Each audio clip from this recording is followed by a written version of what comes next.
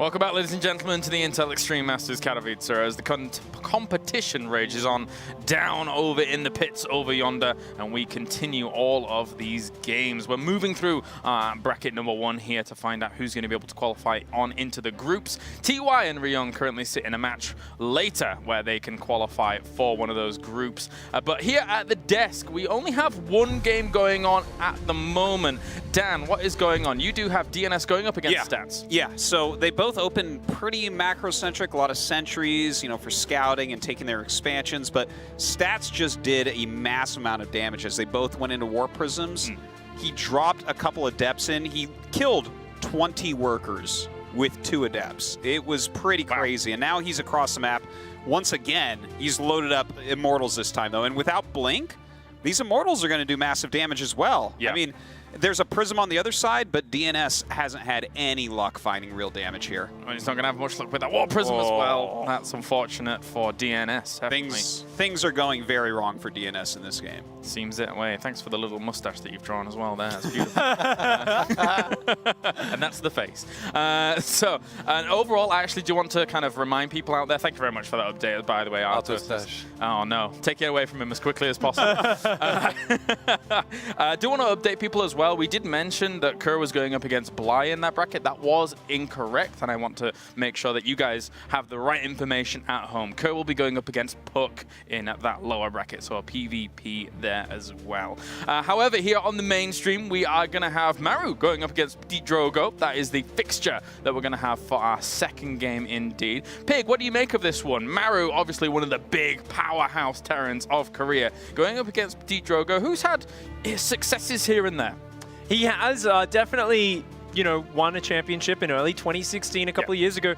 Hasn't really recreated that success most recently. And speaking to him when he came over here to the desk just before, he said, you know, it's going to be a tough match. And he said, at the moment, it looks like when you watch the best Protoss players in the world play PvT, they look so good and so unstoppable, but he's just not quite feeling it at that level himself. He says, you know, he's got some strategies planned, he's going to try and bring something, but it's going to be a very tough match. And I think this is something anyone who's ever played against Maru knows, because he's so aggressive, he will get under your skin very quickly. If you make any mistakes, Maru's going to capitalize on them, he's going to run away with the game. Well, I'm getting word that we are actually ready to go to the commentary team. Todd, I know you've been intrinsic in this section of the desk. We'll check in with you throughout this series. Being here. Thank you very much for joining us. We're going to head over to the commentary team for Maru going up against PtitDrogo. Yes, that's right. G'day, guys. Roddy and Maynard are here to give you this PvT between two huge members of the scene here. Coming into it, though, even though he didn't really have a clean break out of his GSL group, he did get through. I still feel like Maru was heavily favored here against Drogo, who has been struggling a little bit against Terrans. Yeah, I mean, Maru has been dominating the Korean ladder, and we saw last year what that can truly mean with Rogue, of course, going on an absolute rampage, winning tournament after tournament. A lot of the Koreans speak very highly of Maru. I spent a little bit of time with Sue yesterday, and I was asking him about a different tournament. I was like, hey, what do you think about the GSL? Who do you think is going to win? He's like, champion? I was like, yeah. He's like, Maru. I was like, oh, really? He's like, yeah. It's kind of funny, right? Because he's the only Terran in that tournament, and he's one of the absolute top favorites for this one as well, but he's still got a long journey ahead of him, Maynard. He's not even in the groups yet. He has to battle his way through this open bracket, and we know that these brackets ain't easy, but like Artosis said as well, Drogo is not really feeling it in this matchup, but I'm curious to see what he brings out. Yeah, I'm really excited for this one, but first we have in the top left our Junior Green Wings Korean Terran. This is Maru. That is not Maru. But the guy in-game, I can assure you that is Maru. And in the bottom right here, from France, this is the Protoss player, PtitDrogo. That's actually Drogo. That is Drogo, yes. So we've got a PvT on Asset Plant, one of the newer maps in the map pool. A map that I think is actually quite alright for Terran, because there are multiple ways into the natural, into the main base. A lot of the dead airspace as well above the main base of Drogo. But I am really curious about how Maru plays. We of course saw that series Maru vs Creator, right? And everyone, excuse me, Maru there. And everyone's like, oh my god, he just killed it with 2 Cyclones and 2 Hellions. This is amazing, Maru is a god. And I will never argue the fact that Maru is indeed absolutely amazing at Starcraft 2. But, you know, if you look at those games from a critical point of view, you have to wonder yourself, you know, why does a Protoss have 2 gateways on the low ground with only a single pylon that is not defending, no shield battery?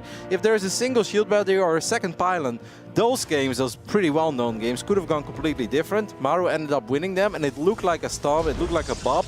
But, you know, Protoss against Terran can be a very fragile matchup as well, and sometimes just having 1 shield battery can make the difference between losing 20 probes or nothing. I know that sounds extreme, but that's the way it truly is.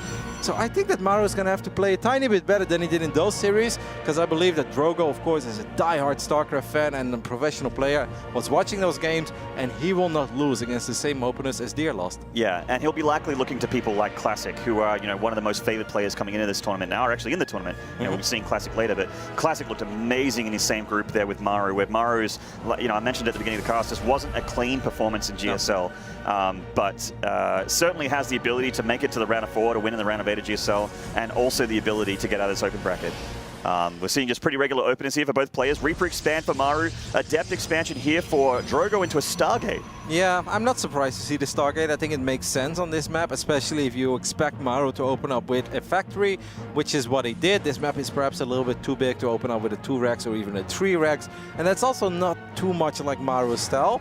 But if I'm Drogo, you know, and if he, like, for instance, would go up against 2 Cyclones, opening up with a couple of Phoenixes would be lovely for him, especially if you have 1 shield battery, you buy yourself enough time to get that 2nd and 3rd Phoenix. You can also open up, of course, with 1 Oracle and then go Phoenixes.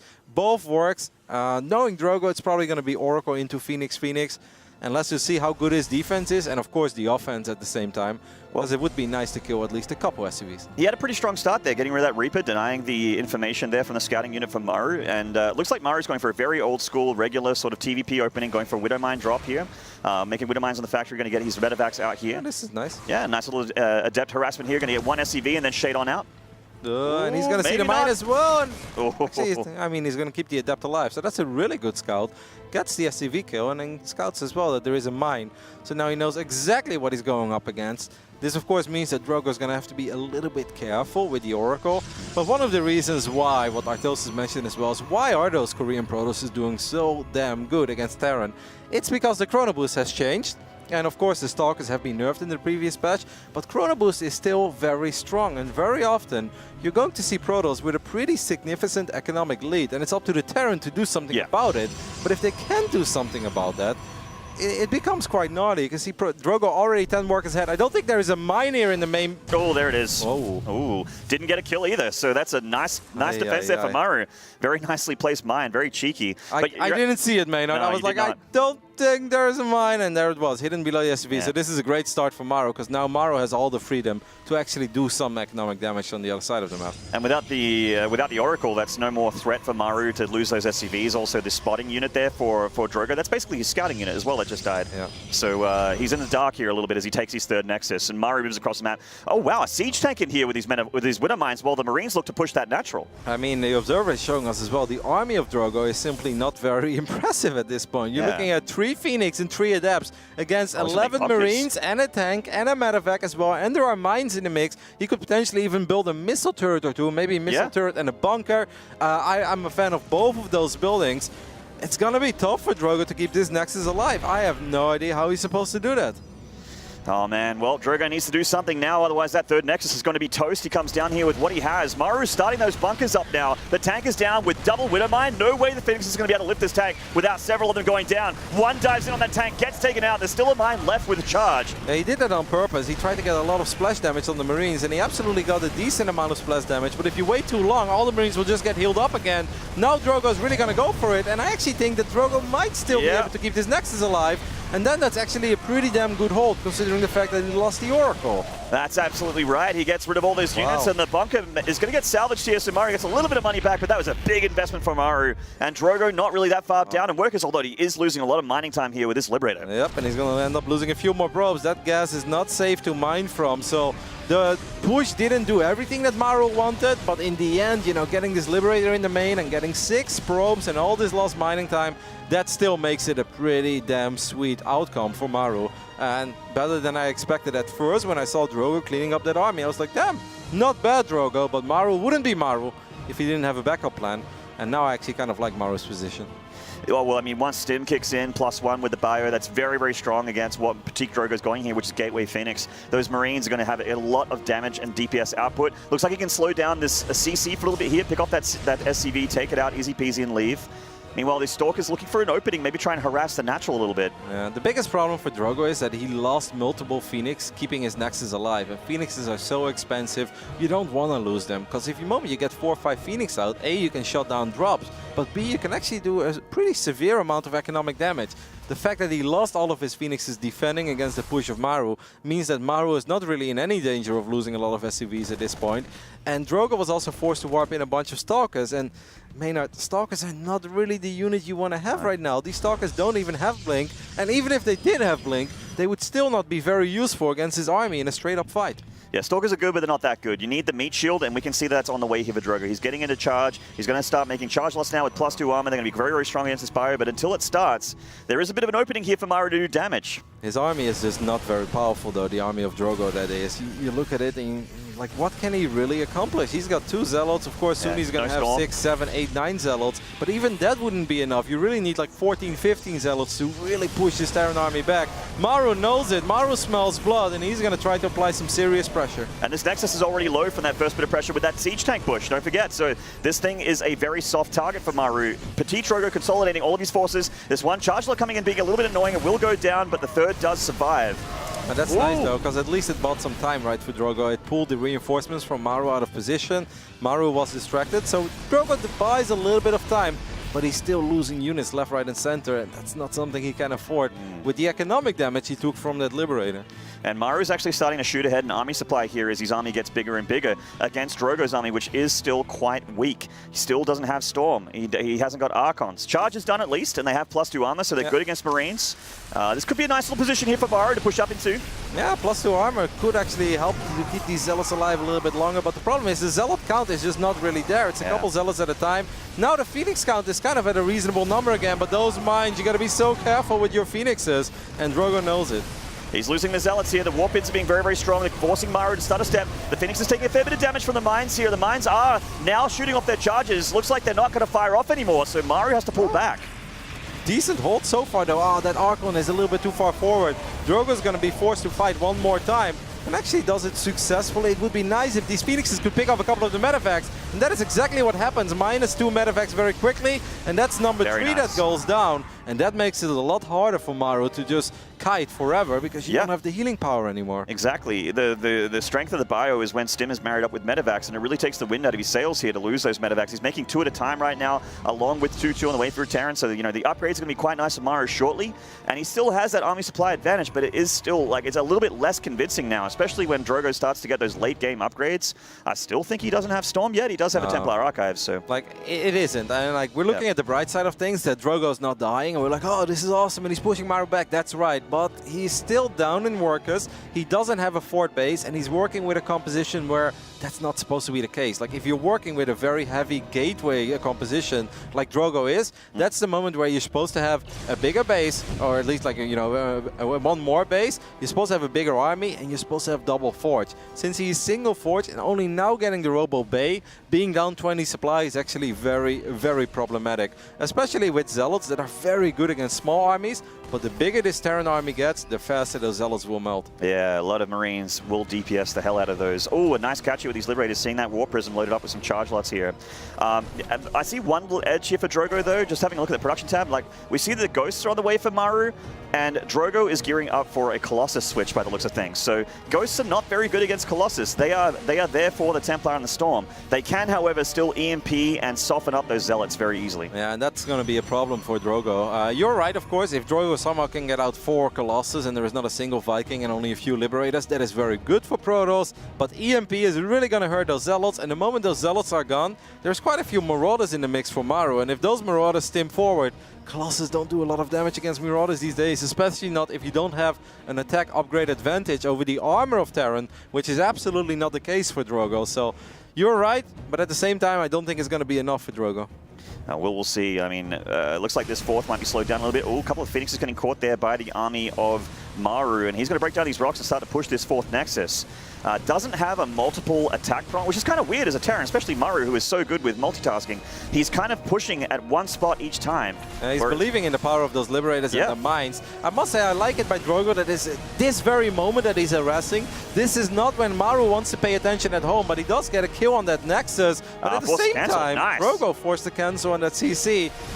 The longer this goes on, I feel like the more I like it for Drogo, because he does have double Robo. And if he's producing multiple Colossus at a time, he survived at least the scariest phase in the game. And he has 2-2 now, so his army is quite nicely upgraded, well-rounded. A lot of damage output, a lot of tankiness on those Zealots against this bio. The Phoenixes have still been a nice little tool here for Drogo, giving himself some vision of the forces of Maru. Getting caught a little bit by the bio. I love the attack animation of Ghost. Like, and then these Phoenixes actually take a lot of damage. You're like, what? Yeah. From that? From that weird-looking gun? Oh, I mean, it's not worth dropping EMPs on those, of course. He's looking for the Archons, he's looking for the High Templar, looking for the Zealots. And speaking of the Zealots, that is a big charge lot run by. Looking up, it's in the way here for Maru with his army very, very much out of position. Yeah, I mean, if Drogo once again can maybe distract Maru with a big Zealot run by, and at that moment get a couple of good swipes off with his Colossus, the dream is absolutely alive. I don't think the Liberator count is super high, but you still don't want to run into it. But he does have Blink. I mean, he has 13 Stalkers. This is a massive Zealot run by, and I actually think at this point Maru had enough of it. He's like, you know what, I'm going to not deal with your Zealots. But Maru's not paying attention, and at the same time, Drogo's attack is kind of awkward though. Yeah, Drogo's in a little bit of a choke point here, and the Liberators are very, very powerful. One that gets taken out here, the Archon right on the edge there gets taken down. The Colossus are doing tons of damage from the back. Blinkstalker's shaving out these medevacs and getting rid of the Liberators as well. The Ghosts still have lots of energy for EMPs, but like I mentioned before, they're not super great against Colossi here, and Drogo is doing a lot of damage. I would love to see Drogo pull back a little bit. He's doing so much economic damage on the other side of the map that it's safe to say that if Drogo just survives against this push, he's going to be in a great position, but all the Colossus go down. Yeah. And can Drogo survive with just Zealots? I mean, a big warp in a Zealot's going to be very, very handy right now. It's exactly what he wants against this. The Prism gets taken down. That's a nice little pick off there for Maru. The Nexus is going to go down as well. Yeah, this is nothing to fight here for Drogo, right? I mean, he's got 10 Zealots, but most of them are on the other side of the map. He did so much economic damage. I would have loved to see him pull back, try to keep his Colossus in a safer position. You warp in a few more units, a few more Zealots to tank for your Colossus. And I really think if Drogo survives with 2 Colossus there, even if he ends up losing the Nexus, I think he could bounce back from that. Because he would kill all these units. He has another Nexus to fall back on. And he was doing so much economic damage. He killed 33 SCVs. Well, Drogo wants a lot of charge lots, and he wants these high gas units, but he doesn't have much of a gas pack or much of a gas income. You can see that Drogo is just sitting on 150-ish gas right now, and Maru is shooting back ahead in the economy. So Drogo needs to, you know, he needs those Storms, he needs Archons, he needs Colossi, and they're too expensive for him right now. I think Storm would be very hard, considering how high the Ghost count is, right? Because it's very unlikely that 1 or 2 High Templars are going to land the Storms that you want against 6 Ghosts. I mean, we're not talking about your Reddit Terran here. You're talking about Maru with 6 Ghosts. So basically, if you want to storm him, he's going to need a lot of High Templars. Simply doesn't have the gas income. So more Colossus, I think, is a better option. But it's going to be tough. I mean, Drogo's on the ropes, did a lot of economic damage, but he also took economic damage. Yeah, they're so expensive. And Maru has this very lightweight, easy to replenish army, making 5 Marauders at once and getting Marines out as well. Marauders are fantastic against Stalkers and Colossus. And the Zealots will do the rest. So we have a warp in here from Drogo, and this might be the last fight in the game. Maru with a big concave here. A lot of his light units go down. The Marauders are still alive, though, and they tear apart that Colossus and their Stalkers as well. Those EMPs on the Archons on the left side of that battle were gnarly, Maynard. They landed all over all those 3 Archons, and the moment you think you can rely on some beefy Archons to tank for you, well, that 350 damage is gone in the blink of an eye. Fun first game, though. I really enjoyed it. Yeah, that was not a stomping. That was actually quite close. It could have gone either direction at any point in that game. And then don't forget that Drogo actually had a rough start, of course. That Oracle flying into the first mine, that's like your worst nightmare as a Protoss. That's the one thing you don't want to see happen, because you can't really rebuild the Oracle, because you need Phoenixes. If you start building Phoenix, you can't really stop after 2 Phoenix, because what on earth are 2 Phoenix going to accomplish? You know, if you lift 1 unit, it takes forever for that other Phoenix to kill something. So Drogo still turning it into a game, showed some good run-by, showed some good multitasking, but Maru, I mean, Maru never really shows much when it comes to his posture and his expressions, but he knows that he's amazing at StarCraft. Maru, this is one of the biggest tournaments, if not the biggest tournament in StarCraft 2 regularly year to year, and Maru looks like he's just playing ladder. He just looks so casual, so relaxed, like he's hunched forward. He's just like, yeah, you know, GG, well, I guess, whatever, like, let's go to game 2.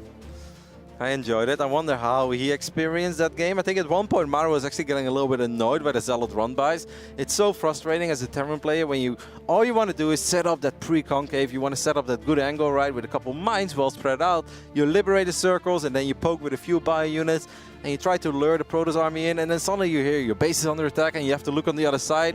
And right when you look at home, that's when Stalkers blink in and they kill your Liberators. Yeah. I think he seemed a little bit annoyed at one point. He's like, you know, I'm not even going to bother anymore and I'm just going to kill you.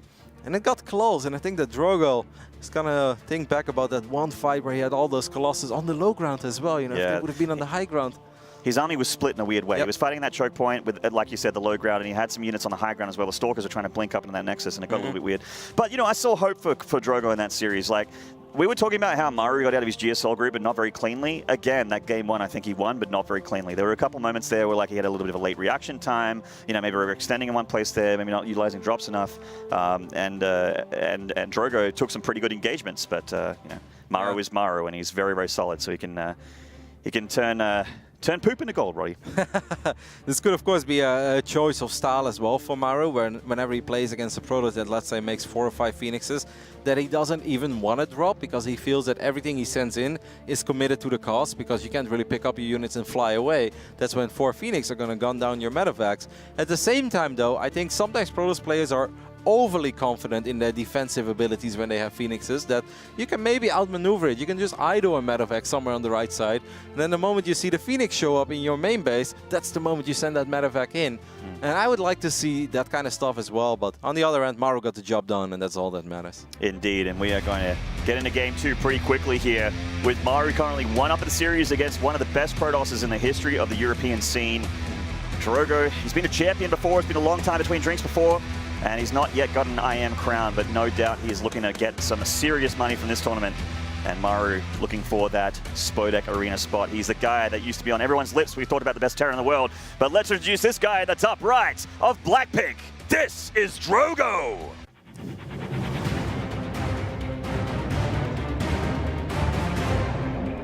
And at the bottom left, the Jin Green Wings Terran. This is Maru. Hands on the keyboard, mate. It's an important tournament. Don't play Starcraft 2 and drink at the same time, Maru. It's dangerous. But perhaps if you're Maru, you can get away with these kind of things. So we have loaded into Blackpink. I think this is a map where if Maru would make a similar push, you know, with Marines, with a tank, I don't think he necessarily does it. That seemed like a very uniquely designed build, and it seemed very promising. But Drogo handled it, but at the same time, I think that Maru got done with the push what he wanted, because he forced out a bunch of Stalkers that were not useful, and of course he got the economic damage done. And as long as Terran is even in workers with Protoss after the first big exchange, and you're not down in like upgrades or bases, you're like, hey, I like this. This is fine, you know? And this is not fine in a way that, you know, his base is on fire. It's actually fine. Yeah, like it's quite common in this matchup, especially since, you know, 4.0 and the change to Chrono Boost for Protoss to be up a base, to have an extra 10, 12 workers. Yeah. It's kind of more about army supply. Like, what are the upgrades for the Terran? What's the army supply like? Because you could easily see him killing a bunch of probes with some Widow Mines, maybe canceling a third Nexus or straight up killing it. And that's sort of what you pay attention to in the early stages of the game. You know, Drogo in the past, we've often mentioned that even though he's a great player, sometimes he can be a little bit emotional, right? If things don't go his way, he can be a little bit tilted. We've even seen a rage quit or two occasionally, but despite the fact that he flew his first Oracle into a mine, and once again, I cannot emphasize on how annoying, how bad that is for a Protoss, he seemed like he stayed kind of calm and collected, and he turned it into a game. And the fact that you can turn any game into a game against Maru, I think that's something you can be quite proud of. And the Observer just showed a couple times there that I think that the pylon doesn't fully block off the Reaper Scout here. There is a bit of a gap, so it's a little odd to not see that gateway go down to complete that wall off, considering the location of the pylon, but that's a really small detail here. So, you know, the Reaper will be able to jump up if it sees to. He's going to drop his tech building there, the Stargate, or possible, if he wants to surprise us a Robo. But I'm okay. Yeah, okay, a Robo. But I mean, so he's just going to create a massive? What is this? Such an odd base design. These probes need to get back to work, I know that much. But, I mean, Robo is something that PvT used to always have because they needed the Observer to just not straight up die to Widow Mines. But of course, at the moment, Widow Mines are detected after they fire off, so they don't always need those Observers as soon as possible. So it's kind of old school to see this Robo come down. Oh, and it looks like Maru's going for Hellion Harassment as well, which definitely can get a lot of probe kills if the Protoss isn't on the ball. And a tech lab, quite an early tech lab. He's going to go for a very fast stim behind this. I'm a little bit confused. Let's see where Maru takes this. Is it going to be 2 Hellions then Cyclones, or are we going to see straight up 4 Hellions? Okay, it's 2 Hellions and then 2 Cyclones. So this is something that we obviously know that he loves to do. If Drogo scouts this, he can obviously pump out an Immortal, and that's going to be very useful. Losing these adepts can be quite painful though, because in this phase in the game, Protoss doesn't have a lot of units. If you take a look at the main base of Drogo right now, he is at least creating a wall off, but I still think he really needs a shield battery in the natural. Otherwise, it goes back to what I mentioned before this series started. If you don't have a shield battery, I mean, of course, with an Immortal, you're going to be a little bit safer, but it's going to be quite annoying. So there's a straight-up ground push here. It doesn't look like there's any medevac with this at all. So doesn't have the ability to get up to the main very, very easily. So Drogo is going to need to get his Immortals out. He's going to have to deal with his mechanical units very, very quickly and efficiently. Otherwise, Maru could break into that natural and get into that probe line. This wall-off is very nice, with the shield battery especially. Yeah, I'm happy to see a shield battery. I think with the Immortal, he would perhaps be fine anyway against the Cyclones, but it's one of these moments where you'd rather be safe than sorry. You don't want the Hellion to fly in and just like trigger the barrier, wait until the barrier is deactivated, and if your Immortal goes down, your game will go down. But of course, with a shield battery, you don't really have too much to worry about anymore. But what I am still surprised about is his very fast stim follow-up for Maru. Yeah. This is something that Drogo really needs to scout. He has an observer on the way. Is there already one marching across the map? Yes, that's the first one. Okay. Pretty quick robotics bay though from Drogo, so he could get the splash damage he needs here. Yeah. Maru's looking very too basey right now. Oh, good catch on that observer. Gets rid of that with the anti-air missiles.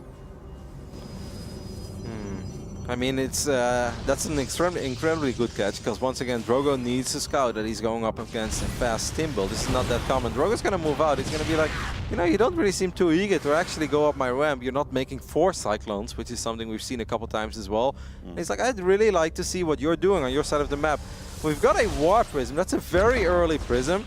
Meanwhile, the Reaper is being annoying in the main base. Reaper has scouted everything. You think perhaps maybe a disruptor drop play with that fast prism? It'd be kind of weird though. Yeah, I don't think that's Drogo style. I think he's going to go for Colossus. I think the prism is just there to buy time in case Maru wants to march out. You know, warp in a couple Zealots, be annoying, keep him at home while you're getting your first Colossus out. But I mean, if he would somehow do a disruptor drop, I'd be shocked. Yeah, it'd be pretty swag though. I love the disruptor. There are a couple Protosses who love it, but I think Drogo just doesn't strike me as a disruptor drop type of Protoss. Yeah. The Observer does get on the production here of Maru. Sees no third CC, sees a lot of production facilities. So, like I said, Maru's looking a little too basey here, and he's going to have a very strong push coming up shortly. I wouldn't even mind if Drogo decides to stay on 2 bases a little bit longer. Yeah. And I think that's exactly what he's going to do, because he had a probe. Is he going to warp in the Nexus? Not. I would like to see him. Okay, he's going to warp in the Nexus. But at this point, I feel like you're opening up your main base. One of the big downsides of opening up like this is that you don't have quick blink. Blink is halfway done, and if 16 Stim Marines show up in your main base, it's going to be very, very bad. And Maru is already setting up the drop right now. The way he's doing this, he's like, hey, I've got 2 Cyclones here, I'm being really annoying. You should come over here. And if Drogo does not anticipate this and he's out of position against this drop, he is going to lose a lot of probes. Oh, the Stalker looks like it might be able to catch these drops here. So he at least sees it coming in, but does he have any unison? A big warp in of Stalkers! Is this an overextension from Maru? Will he be able to unload here? I mean, the Colossus is a little bit out of position, but at least these Stalkers do buy time, and Drogo doesn't really take much damage. There was 1 Stalker, maybe 2 Stalkers that went down. Yeah, good trade. Yeah. I mean, the most important thing for Drogo is that he doesn't end up losing 18 probes, because that is what will happen if you're way out of position. There's a pretty juicy pile on a lot of production facilities there as well. So this drop is still annoying for Drogo. He needs to sort of pin back his units and make sure he doesn't take too much economical damage. Oh, this is an opening here. Some sentries getting taken down. An Immortal under threat as well as those Zealots go down. And the Cyclones even joining in to deal with these Stalkers. Oh my god, a massive, massive push there from Maru with a very small investment, getting a lot of damage done. Yeah, at least the Stalkers did manage to take care of one of these medevacs, but now Widowmine show up as well. The Colossus here is so important for Drogo. If he ends up losing the Colossus, he's going to end up losing the game straight up here. Goes for a forward blink there just to get a single unit and somehow doesn't lose a single unit. Well done there. If I was Drogo, I wouldn't try to be too fancy right now. Just survive. That's the game plan here for Drogo. Looks like Maru's got his sights set on the main base, loading up 3 medevacs with a bunch of units. I'm sad to see that Observer with the main army. I know it's useful in spotting mines and stuff, but he needs to see where those units are going from Maru. He doesn't have a Stargate, and this time he's going to be way out of position with everything, Maynard. Not just with a couple of units, but Well, he does have a few Blink Stalkers here, but do you really want to blink into that? And the Prism, in fact, nearly gets taken down there by those Cyclones, but the Bio is deciding that it wants to engage these Stalkers, doing a very good job against them. The Big Daddy Colossus is coming up to better help out here for Drogo's defense. And it looks like Maru actually, meanwhile, while the third is open, is going for another push. Yeah. I mean, the big problem now for Drogo is that he lost his Robo Bay. He did have Thermal Lens, I believe, so you really want to make a few more Colossus. That shield battery is going to get picked off. He's going to use Recall, and Maru is like, okay, well, then I guess I have to get out of here. But at the same time, Maru is going back to the main base with his initial drop. Yeah. Drogo did leave a few units behind, but is it enough? With the Cyclone here against these Stalkers, and even the upgraded Bio doing very, very nicely. Looks like Maru will continue to do a bit of damage. I think he has to lift out pretty shortly here with another warp in from Drogo. The biggest problem is Drogo can't spend his money anymore because he lost his Robo. Normally you want to invest some of your resources into those expensive Colossus.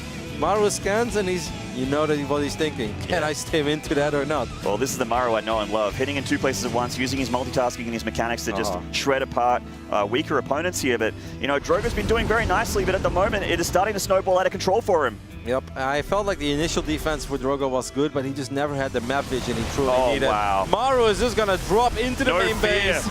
No respect for these Protoss units, Maynard. None at all, and he just takes out more and more of them here as he looks like he's on the precipice of taking the entire series with map number 2. A drop in the third as well. Where's Drogo's army? It's gone. GG. Maru with a 2-0, and once again, looks like he just played a ladder game. It seems like he was listening to you, Maynard. He's like, you think game 1 wasn't clean? I'll show you clean in game number 2. That was clean. That was clean from Maru. Beautiful game 2 there. Yeah, just needed a warm-up, I guess. No, really well done. I just love the way that he played. I love the way that he scouted. I love the way he analyzed the positions. And I love the little tricks, you know, even the Cyclones pulling that initial army out of position.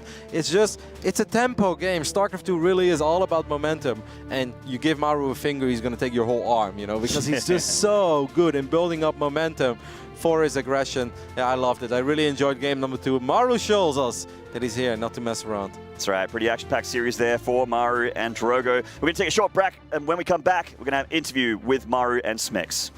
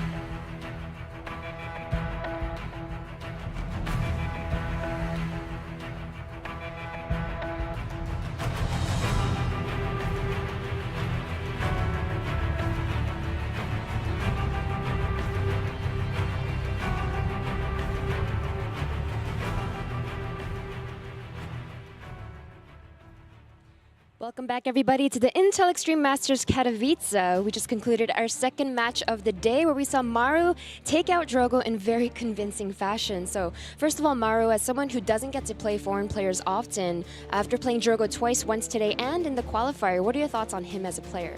이제 해외 선수들을 자주 못 만나잖아요. 그래서 이제 드로고 선수를 오늘이랑 그 예선 때도 두 번 만나서 이겼는데 드로고 선수에 대해서 어떻게 생각하세요? 일단 되게 잘하는 선수라고 생각하고 방심 안에서 좀 좋은 결과 있었던 것 같아요. So personally, I do think that he's a very good player. I think that I was able to have such great results against him because I made sure to not lose focus and concentrate in all the games that I had against him. And so luckily I was able to win that series. And Maru, as someone who mainly plays just in Korea, coming to a foreign event like this, I can't help but feel like your desire to do well must be even greater. Is that the case, or how do you feel about this event? 해외 대회에서 자주 못 나오는 만큼 그만큼 더 잘하고 싶은 마음이 있을 것 같은데 실제로 어떠세요?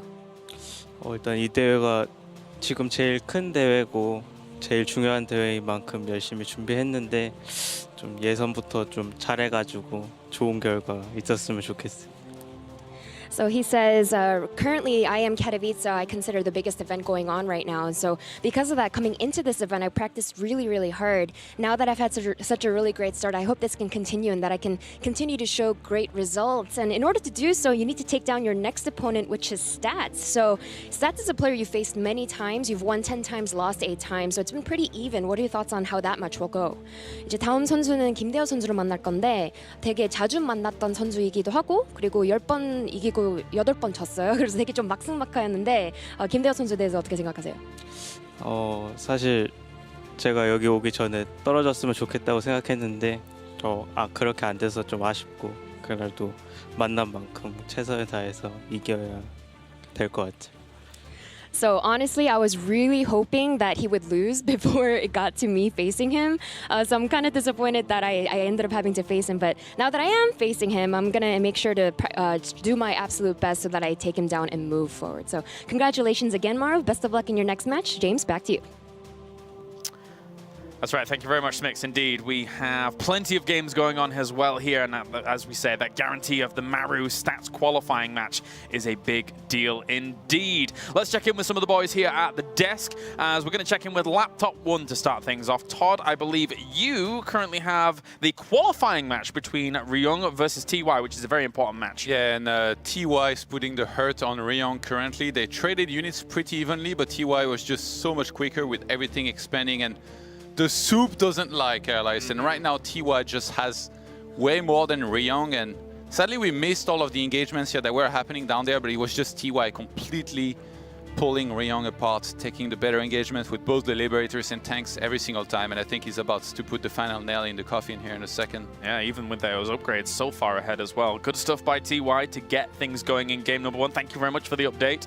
We're going to head over now to Pig, who had Kerr versus Puck in the lower bracket. How did that kind of shape up? I don't think we got to see any of that series, actually. No, we didn't, unfortunately. So it did just finalize. Kerr actually just took down the 2-0. We can hop in game. I'm in the replay here, and we can just talk about this second game. The first game we'll talk about afterwards very quickly, but we saw here basically Puck opened up with 2 adepts, and they were just denied completely, and Kerr went for a very safe expanded earlier, and went Phoenix. Yep. Very defensive, straightforward play, and Puck unfortunately played into his hands, went for an Oracle opening, and if there's one thing Oracles aren't very good against, it's Phoenix openers. So Kerr got an advantage early, he took advantage of the skies with the Phoenix, finished him off with a big timing attack. Very good play. All right, thank you very much, Pig. And just as an update for the result, TY did just take that win. Let's head over now to Laptop 2. Yes. As we did have Sol versus Stefano currently going on, correct? Yeah, really cool. Sol took game 1, and now he's actually hitting a very big Hellbat timing attack here. And he teched this out a lot. Like, he got 1 Marauder with Concussive Shell and boosted it in a finishing medevac to meet the army. So this is like a very tight, very cool build that we're seeing here. And I mean, Stefano might get eliminated from the tournament a lot earlier than he was expecting here. Sol doing very well in his home nation here to start things off in Katowice by the looks of things. And drawing the Hellbats. Look at that. These queens, man. They are just going to die. It's crazy. That landed Viking actually doing quite a bit, man. That's really cool. I think Stefano is going to be eliminated here. Draw the 2 in the sky. Quick. Good job, Artosis. They see it. Look at that. These drones, they got to run over here. Oh my god. Production right now is like, why did we give them this? Bob Ross, eat your heart out. We have Artosis in the house. This one Marauder is just, I love this play that he just got Yeah. one Marauder with concussive shells, and he's like, oh, are you trying to run out of here, Queen? Because normally you can run away from Hellbats. They just waddle. That's a you very know. good point. It's cool. And that looks like the ending of that. Something I did want to talk to you about, Dan, was Yes. the Stats versus DNS series that completely concluded whilst the other games were going on. That's right. He did end up 2-0ing DNS. We saw a bunch of the first game where he got a lot of harassment damage done. The second game was on Biogenesis, so you know, as Pig always says, you know, playing a little bit of chicken there on the vetoes. But Stats went for a very quick blink upgrade, whereas his opponent just went into actually a quick immortal push. Right. So it was a little bit dirty back and forth. They both killed about 7-8 probes of each other. But then Stats, he hit this counterattack with blink, had an immortal mixed in there. When you're fighting with Stalkers without blink against Stalkers with blink, Who wins? Nice. That doesn't go well. That's that. Doesn't go well. Just a few more updates from the lower bracket as well. It did seem that Mamba is eliminated by Probe. Probe moves on now to fight against PtitDrogo, who just dropped down into the lower bracket. Thank you very much, gentlemen. Always a pleasure. Let's check in with the bracket to get you confirmed and up to date with everything that's going on so far here in bracket number 1. TY with that one win. We just moved away as the victory came out, but you, Todd, caught the last push of all of that. And Maru versus Stats is another qualifying match. South Korea reigning strong in that top upper bracket. Meanwhile, down towards the bottom, we do have Kerr being victorious over Puck, and those stats and numbers are going to be coming in as those games continue on. And that is the update here for bracket number 1. We're going to go to a short break here, ladies and gentlemen, and when we come back, more StarCraft action from the Intel Extreme Masters.